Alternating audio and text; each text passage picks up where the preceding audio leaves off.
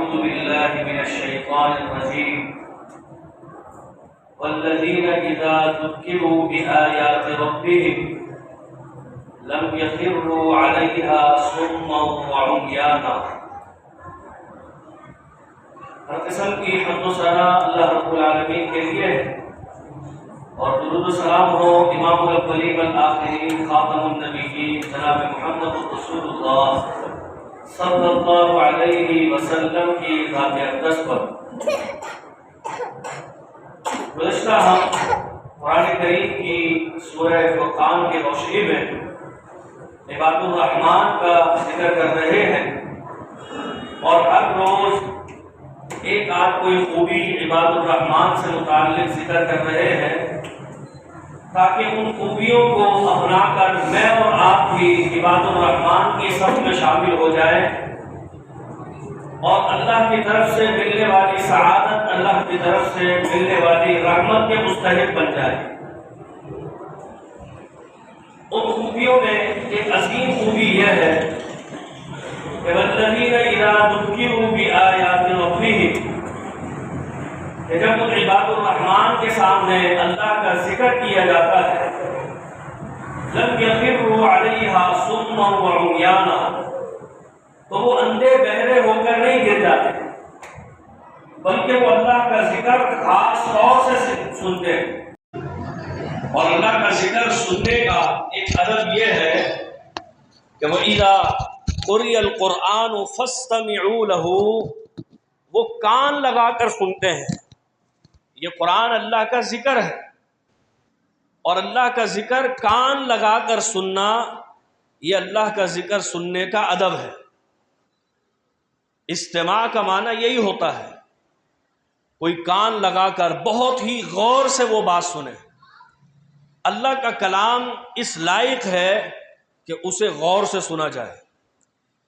دنیا میں کوئی بڑا ہمیں کوئی بات بتا رہا ہو تو ہم پوری توجہ کے ساتھ اس کی بات سنتے ہیں، کوئی اہم بات، کوئی اہم نصیحت رہ نہ جائے۔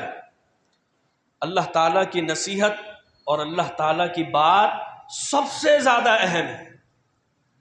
انبیاء علیہ السلام اپنی قوموں کو اللہ تعالیٰ کا ہی ذکر سناتے تھے، لیکن وہ قومیں اللہ کا ذکر سننے سے پیچھے رہتی تھیں، حتیٰ کہ نوح علیہ السلام کے تذکرے میں آتا ہے کلما دعوتہم لتغفر لہم جعلوا اصابعہم، اے اللہ میں نے جب جب انہیں دعوت دی ہے، تیرا ذکر سنایا ہے، انہوں نے اپنی کانوں میں انگلیاں ڈال لی ہیں، میری دعوت سے دور رہے، میری بات سننے کو تیار نہ ہوئے۔ لیکن اس کے برعکس مومن کیا کرتا ہے؟ مومن کان لگا کر سنتا ہے، اور جب جب اس کے سامنے اللہ کا ذکر کیا جاتا ہے تو وجلت قلوبہم الذین اذا ذکر اللہ وجلت قلوبہم، اس کا دل دہل جاتا ہے۔ وَإِذَا تُلِيَتْ عَلَيْهِمْ آيَاتُهُ زَادَتْهُمْ ایمانا، اس کے سامنے جب جب میری آیات پڑھی جاتی ہیں تو اس کا ایمان بڑھ جاتا ہے۔ مومن کا ایمان گھٹ جاتا ہے۔ وَإِذَا مَا أُنزِلَتْ سُورَةٌ فَمِنْهُمْ مَنْ يَقُولُ أَيُّكُمْ زَادَتْهُ هَذِهِ ایمانا، منافق کے سامنے جب بھی قرآن کی آیات یا دین کی بات کی جاتی ہے تو وہ طنز و مزاح کرتے ہوئے ایک دوسرے سے کہتے ہیں او بھائی تمہارا کتنا ایمان بڑھا۔ فَأَمَّا الَّذِينَ آمَنُوا، اللہ فرماتا ہے جو مومن ہوتا ہے فَزَادَتْهُمْ ایمَانًا وَهُمْ يَسْتَبْشِرُونَ، ان کا ایمان بھی بڑھ جاتا ہے اور وہ خوش بھی رہتے ہیں، خوش ہو جاتے ہیں اللہ کی بات سن کر، اللہ کا کلام سن کر۔ وَأَمَّا الَّذِينَ فِي قُلُوبِهِمْ مَرَضٌ، لیکن جن کے دلوں میں مرض ہو، نفاق کا مرض، ان کے دلوں کا مرض، ان کے دلوں کی گندگی اور بڑھ جاتی ہے۔ تو مومن جو ہوتا ہے وہ قرآن کی آیات سن کر اللہ کے سامنے گڑ گڑاتا ہے، اس کا دل نرم پڑ جاتا ہے، اور وہ لوگ خوش نصیب ہوتے ہیں۔ حدیث شریف میں آتا ہے اللہ کے وہ خوش نصیب بندے، مجتمع قوم فی بیت من بیوت اللہ، وہ لوگ جو اللہ کے گھروں میں کسی گھر میں جمع ہو کر پھر اللہ کا ذکر کرتے ہیں، الا حفت علیہم الملائکہ، اللہ کے فرشتے ان کو ڈھانپ لیتے ہیں، وغشیتہم الرحمہ، اللہ کی رحمت ان پر برسنے لگتی ہے، وذکرہم اللہ فی من عندہ، اور اللہ تعالیٰ ان بندوں کا ذکر اپنے مقرب فرشتوں میں فرماتا ہے، دیکھو یہ میرے بندے جمع ہو گئے ہیں، میرا ذکر کر رہے ہیں، میرا ذکر کرنے کے لیے، میرا ذکر پہنچانے کے لیے ایک دوسرے کو میری یاد دہانی کرا رہے ہیں میری باتوں کی، دیکھو تو صحیح کتنے خوش نصیب لوگ ہیں۔ اللہ تعالیٰ مجھے اور آپ کو بھی اللہ کا ذکر کرنے والوں میں شامل فرما دے۔ تو فرمایا عباد الرحمن جو ہے وہ اندھے بہرے بن کر نہیں گر جاتے، بلکہ اللہ کا ذکر غور سے سنتے ہیں، اور مزید ان میں خوبی یہ ہوتی ہے جو آیات کے اندر آخری خوبی ذکر ہوئی ہے کہ وہ اللہ سے دعائیں کرتے ہیں۔ ان دعاؤں میں ایک دعا ذکر ہوئی ہے، فرمایا والذین یقولون، وہ دعائیں کرتے ہوئے کہتے ہیں ربنا، اے ہمارے رب۔ دیکھیے اللہ کو مومنوں کی دعا کتنی پسند ہے کہ اللہ نے ان کا وہ انداز، وہ الفاظ ذکر کیے کہ دیکھو میرے بندے اس طرح مجھ سے مانگتے ہیں۔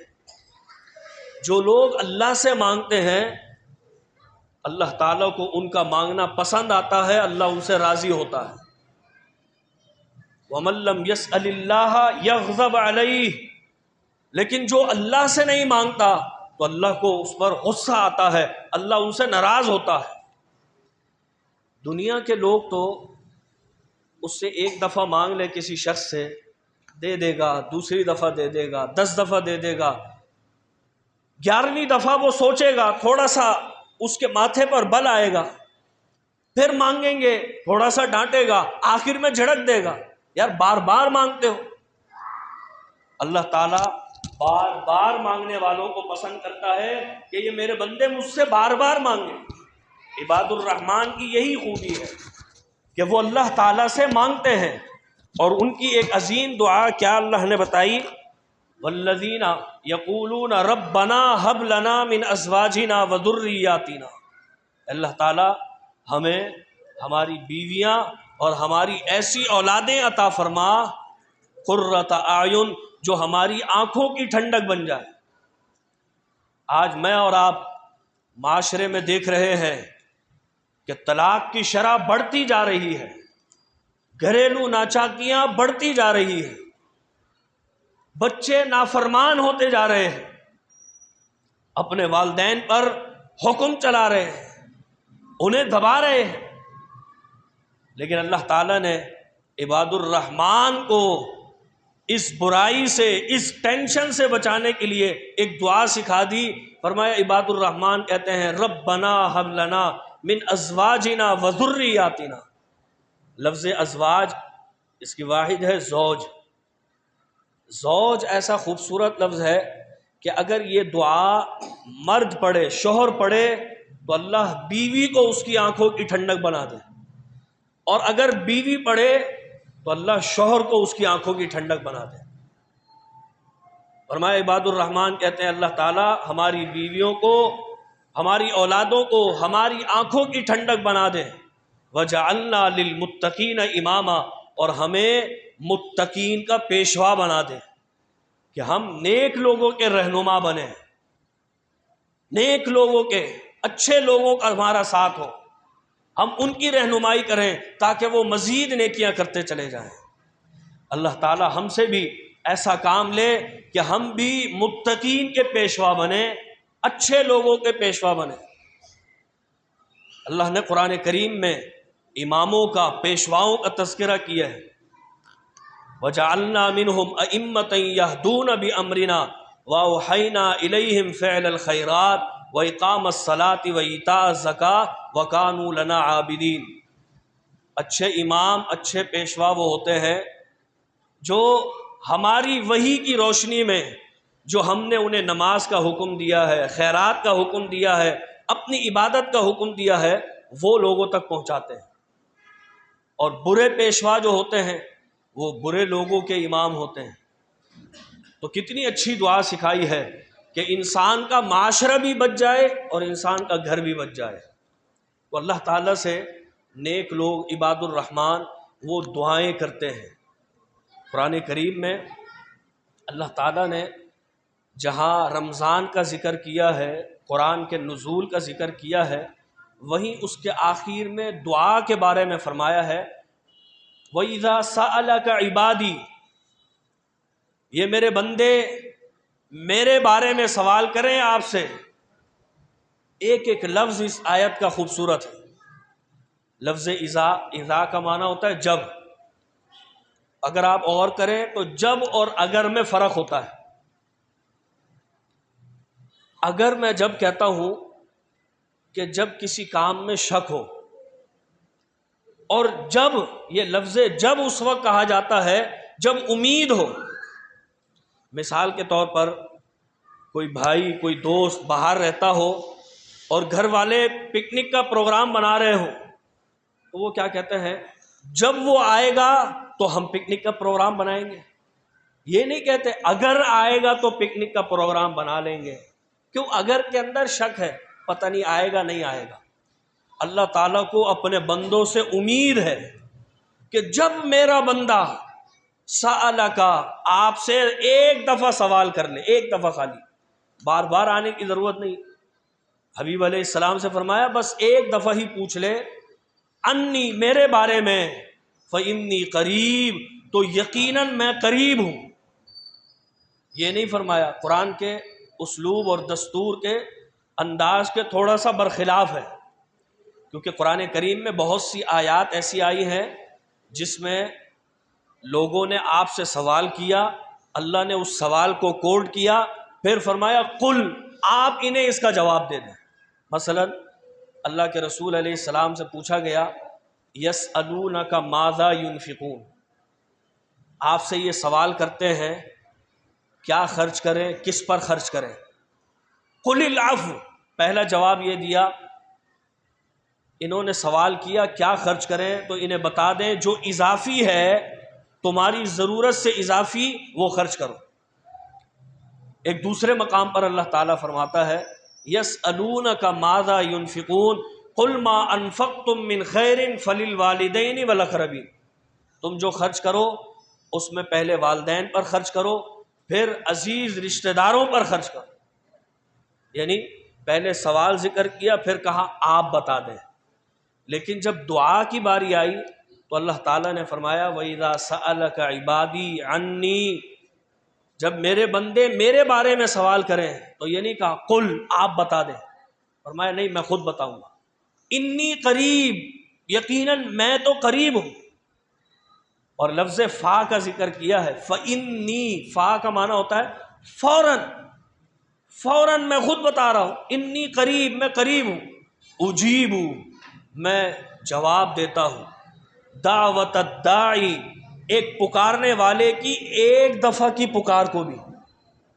یعنی اللہ تعالیٰ اپنے بندوں سے اتنی محبت کا اظہار کر رہا ہے کہ میرا بندہ مجھ سے ایک دفعہ بھی مانگ لینا، میں ایک دفعہ ہی سن لیتا ہوں۔ دنیا میں والدین یا سب سے زیادہ محبت کرنے والی ہستی اس کو ماں کہا جاتا ہے۔ ماں بھی بچے کو جب دودھ پلاتی ہے، جب بچہ بہت رو دھو کر تھک جائے، ایک پکار پر وہ بھی نہیں پلاتی۔ لیکن اجیب دعوت الداعی، داعی کہتے ہیں ایک پکارنے والا، اذا دعان، جب بھی وہ ایک دفعہ پکار لے مجھے، میں فوراً جواب دیتا ہوں۔ بس اس نے پکارا ہے اور میں اس کی دعا کو قبول کر لیتا ہوں۔ فَلْيَسْتَجِيبُوا لِي وَلْيُؤْمِنُوا بِي لَعَلَّهُمْ يَرْشُدُونَ، تو پھر اللہ تعالیٰ فرماتا ہے میری بات مانو، پھر مجھ پر ایمان لاؤ، مجھ سے مانگو۔ پھر اللہ پر ایمان لانے کا تقاضا ہے کہ اللہ تعالیٰ سے مانگا جائے۔ اللہ تعالیٰ خود قرآن کریم میں ارشاد فرماتا ہے، یا ایھا الناس انتم الفقراء الی اللہ، تم سارے کے سارے، کوئی بادشاہ بھی ہو، کوئی امیر ہو، کوئی فقیر ہو، کوئی نبی ہو، کوئی ولی ہو، ہر شخص اس حکم میں داخل ہے۔ فرمایا انتم الفقراء، تم سب فقیر ہو، اللہ کے در کے فقیر ہو۔ واللہ هو الغنی الحمید، اللہ تعالیٰ وہ دراصل غنی ہے، بے پرواہ ہے، اسے کسی کی پرواہ نہیں۔ تو اللہ تعالیٰ سے خوب مانگا کریں، بار بار مانگا کریں، ایک دفعہ نہیں 100 دفعہ مانگا کریں۔ کبھی بھی اپنے دل میں یہ نہ سوچیں کہ میں نے تو دعا مانگی، اللہ نے دعا سنی نہیں۔ یاد رکھیے حدیث شریف میں آتا ہے دعا کی قبولیت کے کچھ انداز ہوتے ہیں۔ اللہ سے دعا کی جائے، اللہ خود کہہ رہا ہے فَإِنِّي قَرِيبٌ أُجِيبُ، میں فوراً قبول کرتا ہوں۔ جب اللہ نے ایک بات کہہ دی تو اس میں جھوٹ نہیں ہو سکتا۔ وَمَنْ أَصْدَقُ مِنَ اللَّهِ حَدِيثًا، اللہ سے بڑھ کر سچی بات کون کہے گا؟ اللہ ہی سب سے زیادہ سچ بولتا ہے۔ اللہ کہہ رہا ہے میں فوراً سنتا ہوں۔ کبھی کبھی ایسا ہوتا ہے مانگا تھا لیکن نہیں ملا، وہ دعا ذخیرہ ہو گئی آخرت کے لیے۔ حدیث شریف میں آتا ہے کل قیامت کے روز جب ایک بندہ ملنے والی نعمتوں کو دیکھے گا تو حیرت کرے گا یہ نعمتیں مجھے کیوں میسر آ رہی ہیں؟ تو اسے معلوم کرایا جائے گا کہ تم نے جو دعا کری تھی، تم نے جو مانگا تھا وہ تمہیں دنیا میں نہیں ملا، یہ ذخیرہ آخرت ہو گیا ہے۔ وہ کہے گا کاش کہ میری ایک بھی دعا دنیا میں قبول نہ ہوتی۔ وہ اللہ ذخیرہ آخرت بنا دیتا ہے۔ اللہ سے جو مانگا جائے اللہ اس کا متبادل بھی دے دیتا ہے، کیونکہ ہم نہیں جانتے ہمارے لیے کیا چیز بہتر ہے۔ ہم تو ظاہر کو دیکھتے ہیں، ظاہر میں یہ چیز اچھی اور خوبصورت لگ رہی ہے، لیکن اللہ کو پتہ ہے کہ یہ تمہاری دنیا کے لیے یا تمہاری آخرت کے لیے یہ چیز یا تمہارے دین کے لیے صحیح نہیں ہے۔ اللہ تعالیٰ وہ تمہارے پاس پہنچاتا ہی نہیں ہے بلکہ اس کا متبادل دے دیتا ہے جو تمہارے لیے بہتر ہو۔ یہ بھی انداز ہوتا ہے۔ تو اللہ سے خوب مانگا کریں۔ حدیث قدسی ہے، اللہ تعالیٰ حبیب علیہ السلام کی زبانی فرماتا ہے یا ابن آدم، اے ابن آدم، تم سب کے سب انسکم وجنکم ورطبکم ویابسکم، تم سارے انسان جمع ہو جاؤ، سارے انسان، سارے جنات جمع ہو جاؤ۔ آج انسانوں کی آبادی کتنی ہے؟ کوئی دوست بتائے گا؟ 8 ارب کے قریب ہے۔ اللہ نے یہ نہیں کہا کہ تم آج کے مسلمان جمع ہو جاؤ، بلکہ فرمایا سارے انسان جمع ہو جاؤ۔ آدم علیہ السلام سے لے کر اب تک کتنے پیدا ہو کے فوت ہو گئے کسی کو کچھ پتہ نہیں۔ اب سے لے کر قیامت تک کتنے اور پیدا ہونے ہیں کسی کو پتہ نہیں۔ فرمایا اولکم و آخرکم، تمہارے پہلے بھی تمہارے بعد والے بھی سب جمع ہو جائیں، وجنکم، اور سارے جنات جمع ہو جائیں، سارے جنات، ورطبکم ویابسکم، ہر تر مخلوق اور ہر خشک مخلوق کہہ کر اللہ نے پوری کائنات کو سمیٹ دیا۔ یہ در و دیوار یہ خشک مخلوق ہے، یہ بھی مخلوق ہے۔ تر مخلوق درخت بھی ہوتا ہے، ہر چیز، حتیٰ کہ اس کے اندر فرشتے بھی آ گئے، فرشتے بھی آ گئے۔ اللہ کے فرشتے کتنے ہیں کوئی بھی نہیں بتا سکتا، انسان نہیں بتا سکتا کہ انسان کی تعداد کتنی ہے، تو اللہ کے فرشتوں کی تعداد ایک آئیڈیا دیتا ہوں آپ کو کہ اللہ کے فرشتے کتنے ہوں گے۔ حدیث شریف میں آتا ہے کہ بیت اللہ کے اوپر آسمانوں پہ بیت المعمور ہے، اور بیت المعمور وہ اللہ کا گھر ہے جس میں روزانہ 70,000 فرشتے طواف کرتے ہیں، اللہ کی عبادت کرتے ہیں۔ اور حدیث شریف میں آتا ہے جن 70,000 نے آج عبادت کی ہے قیامت تک ان کا نمبر نہیں آئے گا۔ اب آپ اندازہ کر لیں کہ اللہ کے رسول علیہ السلام کو گزرے ہوئے 1450 سال گزر رہے ہیں۔ آدم علیہ السلام کا فاصلہ کتنا ہوگا؟ جب سے کائنات بنی ہے روز اول جن فرشتوں نے 70,000 نے کیا ہوگا، قیامت تک ان کی باری نہیں آنی، کتنے فرشتے ہوں۔ ایک اور حدیث ہے ترمذی شریف کی، جس میں آپ علیہ الصلاۃ والسلام فرماتے ہیں کہ جب میں معراج پر گیا تو میں نے آسمانوں میں چڑچڑاہٹ کی آواز محسوس کی۔ چڑچڑاہٹ کیا ہوتی ہے؟ میں اور آپ شادی بیاہ کے موقع پر یا کسی موقع پر گھر کا بیڈ بنواتے ہیں، پلنگ یا تخت بنواتے ہیں، اور بنانے والے کاریگر سے کہتے ہیں یار ایسا بنا دے اس پر 10 بندے بھی بیٹھ جائیں نا اس کو کچھ بھی نہ ہو۔ پلنگ 2 افراد کا ہوتا ہے، لیکن ہم کہتے ہیں ایسا بنا کہ اس پر 10 بندے بھی بیٹھ جائیں کچھ بھی نہ ہو، لیکن اس پلنگ پر 10 کے بجائے 100 نہیں 1000 بیٹھ جائیں وہ ٹوٹ جائے گا، یا اس کی لکڑی میں سے جیسے جیسے تعداد بیٹھنے والوں کی بڑھے گی اس میں سے چڑھ چڑھ چڑھ چڑھ کی آواز آئے گی، اور جب برداشت سے باہر ہو جائے گی لکڑی ٹوٹ جائے گی۔ آسمانوں میں چڑچڑاہٹ کی آواز تھی اللہ کے فرشتوں کی تعداد کی وجہ سے۔ فرمایا میں نے آسمان پر ایک بالش کے برابر بھی کوئی جگہ نہیں دیکھی الا وملک واضع جبہتہ للہ، مگر یہ دیکھتا ہوں کہ وہاں پر اللہ کے فرشتے کی پیشانی لگی ہوئی ہے، اللہ کا فرشتہ سجدے میں گرا ہوا ہے۔ اتنے فرشتے ہیں۔ فرمایا اولکم و آخرکم انسکم و جنکم و رطبکم و یابسکم، تمہارے پہلے تمہارے بعد والے، تمہارے انسان تمہارے جنات، ہر تر اور خوش مخلوق سب آ جائیں۔ قاموا فی صعید واحد، ایک چٹیل میدان میں آ کر بیٹھ جائیں۔ فسأل کل سائل مسألتہ، اور ہر مخلوق اپنے اپنے انداز میں مانگتی چلی جائے۔ مسألتہ، یہ جملہ ایسا ہے کہ اس کے اندر اللہ تعالیٰ یہ فرما رہا ہے کہ ہر بندہ ہر مخلوق اپنی خواہش کے مطابق مانگے، ضرورت کے مطابق نہیں۔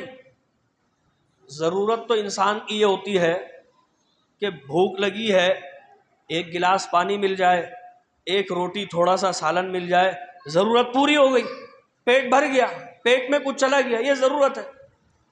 ضرورت یہ ہے کہ تن ڈھانکنے کے لیے ایک جوڑا ہونا چاہیے، یہ ضرورت ہے۔ فرمایا ساری مخلوق، انس و جن، فرشتے، درندے، کیڑے مکوڑے، حشرات الارض، نباتات، جمادات، ارضیات، فلکیات، سب ساری مخلوق وہ اللہ سے مانگے اور اپنی خواہش کے مطابق مانگے۔ ایک جملہ لوگ کہتے ہیں بھائی خواہش تو بادشاہ کی بھی پوری نہیں ہوتی، سب کچھ ہوتا ہے بادشاہ کے پاس، دنیا کا ہر قسم کے وسائل اس کو میسر ہوتے ہیں، لیکن خواہش اس کی بھی پوری نہیں ہوتی۔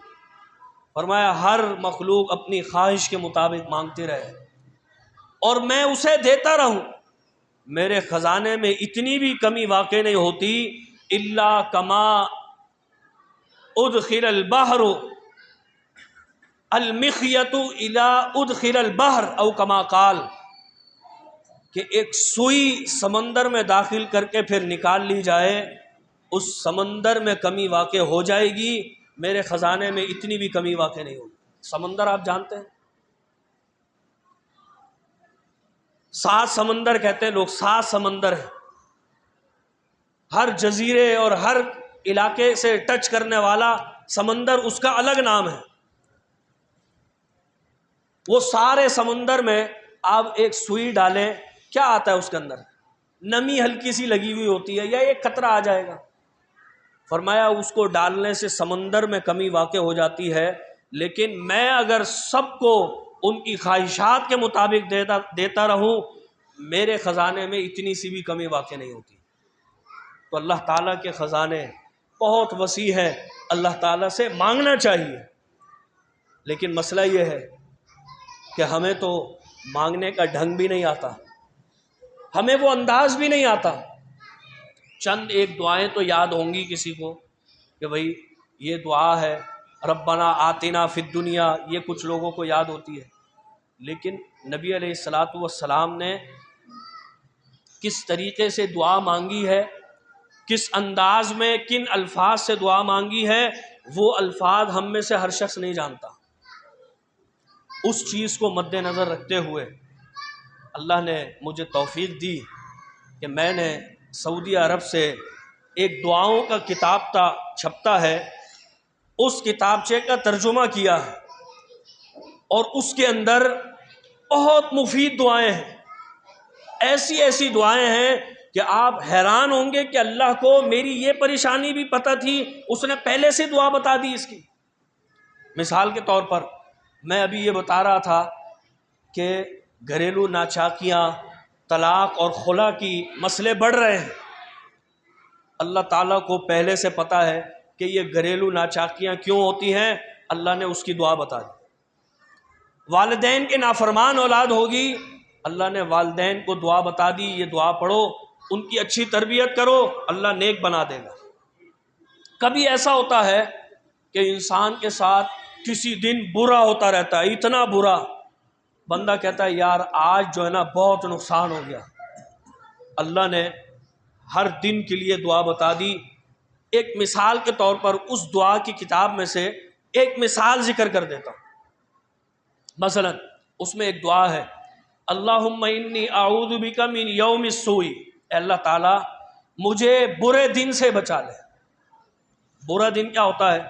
جس برے دن میں آپ کی کسی نے بے عزتی کر دی ہو، آپ کی لڑائی ہو گئی ہو، آپ کا نقصان ہو گیا ہو، ہاں جی، یہ برا دن ہے۔ اللہ سے دعا کرے اللہ برے دن سے بچا لے۔ وَمِن لَيْلَةِ السُّوءِ، اللہ بری رات سے بچا لے۔ بری رات کیا ہوتی ہے؟ رات کو سو رہے تھے، ناگہانی آفت آ گئی، زلزلہ آ گیا، یا کوئی نقصان ہو گیا، چوری ہو گئی، ڈکیتی ہو گئی۔ رات کو عام طور پر یہ زیادہ ہوتے ہیں معاملات۔ وَمِن لَيْلَةِ السُّوءِ، اللہ تعالیٰ رات کی برائی سے بھی بچا لے۔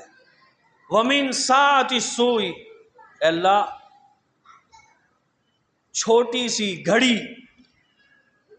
بری گھڑی سے بھی بچا لے، پل بھر برابر بھی مجھے کوئی نقصان نہ ہو۔ وَمِن صَاحِبِ السُّوءِ، اللہ تعالیٰ برے ساتھی سے بچا لے۔ برا ساتھی انسان کا دوست ہوتا ہے، ایک جگہ پر کام کرنے والے ورکر وہ ایک دوسرے کے ساتھی ہوتے ہیں۔ وَمِن صَاحِبِ السُّوءِ وَمِن جَارِ السُّوءِ، اور اللہ برے پڑوسی سے بچا لے۔ پڑوسی کئی طرح کے ہوتے ہیں۔ ایک پڑوسی وہ ہوتا ہے جو آپ کے گھر کے برابر میں رہتا ہے۔ ایک پڑوسی وہ ہوتا ہے کہ جو آپ کے ساتھ آ کر بیٹھا ہے۔ ایک پڑوسی وہ ہوتا ہے کہ جو آپ کے پڑوس میں آ کر تھوڑی دیر کے لیے بیٹھا، یہ بھی پڑوسی ہے۔ تو اللہ سے دعا ہے اللہ برے پڑوسی سے بچا لے۔ وَمِن زَوْجٍ تُشَيِّبُنِي قَبْلَ الْمَشِيبِ، اب زوج کا لفظ آ گیا دوبارہ، یہ میں بتا چکا ہوں کہ یہ شوہر اور بیوی دونوں کے لیے آتا ہے۔ اگر بیوی یہ دعا پڑھے تو شوہر مراد، اور اگر شوہر پڑھے تو بیوی مراد۔ وَمِن زَوْجٍ تُشَيِّبُنِي قَبْلَ الْمَشِيبِ، ایسی بیوی سے بچا لے جو بڑھاپے سے پہلے بوڑھا کر دے، ٹینشن دینے والی۔ اور اگر شوہر بیوی پڑھے تو شوہر بھی بعض ٹینشن دینے والے ہوتے ہیں، ٹینشن میں آ کر بیوی بوڑھی ہو جاتی ہے، شوہر بوڑھا ہو جاتا ہے۔ وَمِن زَوْجٍ تُشَيِّبُنِي قَبْلَ الْمَشِيبِ، ایسے شوہر ایسی بیوی سے بچا لے جو وقت سے پہلے بوڑھا کر دے۔ وَمِن وَلَدٍ يَكُونُ عَلَيَّ رَبًّا، ایسی اولاد سے بچا لے جو حکم چلانے والی ہو۔ وَمِن مَالٍ يَكُونُ عَلَيَّ عَذَابًا، ایسے مال سے بچا لے جو میرے لیے خدا نخواستہ عذاب کا باعث بنے۔ وَمِن خَلِيلٍ مَاكِرٍ، اے اللہ ایسے دوست سے بچا لے جو مکار قسم کا ہو۔ عَيْنُهُ تَرَانِي وَقَلْبُهُ يَرْعَانِي إِنْ رَأَى حَسَنَةً دَفَنَهَا وَإِذَا رَأَى سَيِّئَةً أَذَاعَهَا، کہ وہ دوست میری اچھائیوں کو تو چھپا لے، دبا دے، اور میری برائیوں کو ہائی لائٹ کرنا شروع کر دے۔ کتنی بہترین دعا ہے یہ دعا، ہم پڑھیں گے تو برے دن سے، بری رات سے، بری گھڑی سے برے دوست سے، برے پڑوسی سے، بری بیوی سے، بری اولاد سے اللہ تعالیٰ بچا لے۔ تو وہ دعا، وہ کتابچہ انشاءاللہ احباب تک، آپ تک پہنچے گا، اوپر خواتین تک بھی پہنچ جائے گا انشاءاللہ تعالیٰ۔ ان دعاؤں کو پڑھیں تاکہ اللہ تعالیٰ ہمارے لیے آسانیاں پیدا فرمائے، دنیا آخرت کی بھلائیاں عطا فرمائے۔ اللہ تعالیٰ جو کچھ سنایا ہے قبول فرمائے اور عمل کی توفیق دے۔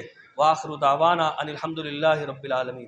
اب ہم بلا تاخیر دعوت خطاب دے رہے ہیں فضیلت الشیخ پروفیسر حافظ محمد سلفی حفظہ اللہ کو، کہ جو جامعہ ستاریہ اسلامیہ کے مدیر ہیں اور جماعت غرباء اہل حدیث کے نائب امیر ہیں، اور اسی طرح رویت ہلال کمیٹی سندھ کے مرکزی رہنما بھی ہیں۔